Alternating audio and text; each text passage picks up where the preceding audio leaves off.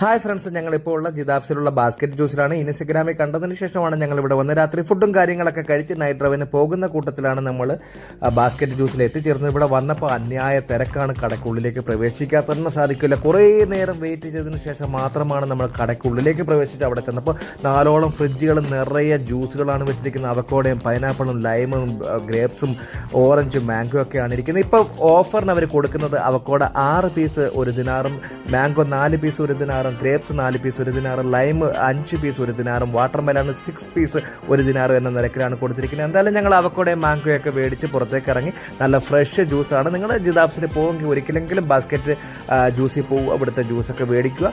എന്തായാലും മറ്റൊരു നല്ലൊരു വീഡിയോയുമായി നിങ്ങളെ വീട്ടിലേക്ക് വീണ്ടും വരുന്നതായിരിക്കും. അതുവരെ ഗുഡ് ബൈ.